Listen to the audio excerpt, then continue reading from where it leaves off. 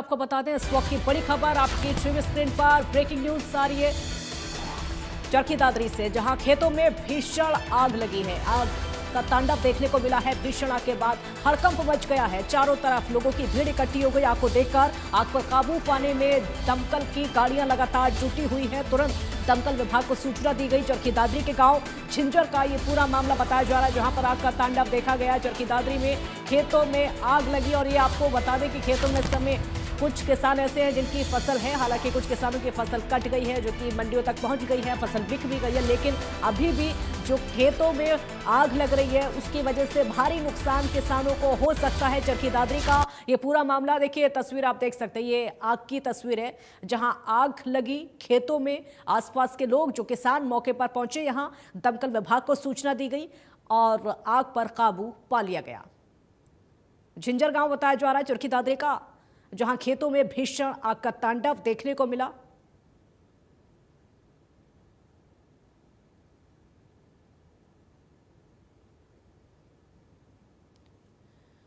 भीषण आग के बाद हड़कंप मच गया। आसपास के लोग, किसान मौके पर पहुंचे। तुरंत दमकल को सूचना दी गई। दमकल की गाड़ियों ने मौके पर पहुंचकर आग पर काबू पाया। देखिए खेतों की तस्वीरें आप देख सकते हैं और जाहिर सी बात है अगर इस बीच में आग लगती है, क्योंकि ये समय ऐसा है, कुछ किसानों की फसल अभी भी पकी हुई खेतों में ही है और कुछ किसान ऐसे हैं जिनकी फसल मंडियों तक पहुंच गई है, बिक गई है, लेकिन इस तरह आगजनी की घटनाएं सामने आना जाहिर सी बात है भारी नुकसान इसका किसानों को उठाना पड़ रहा है। सुरेंद्र शर्मा हमारे साथ जुड़े हैं और ज्यादा जानकारी के लिए। सुरेंद्र, ये जो खेतों में आग लगी है, कितना नुकसान इसकी वजह से हुआ है? क्या फसलों तक आग पहुंची?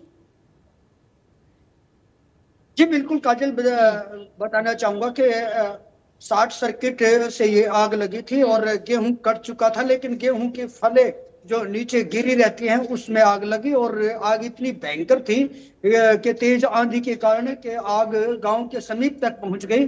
और जो तूड़ा वहां पे रखा हुआ था, जो फसल काटने के बाद तूड़ा बचता है, और जो उपले रखे हुए थे या फिर घर के आसपास जो सामान रखा हुआ था वो जल के राख हो गया और करीब 40 लाख का नुकसान किसानों को और ग्रामीणों को हुआ है।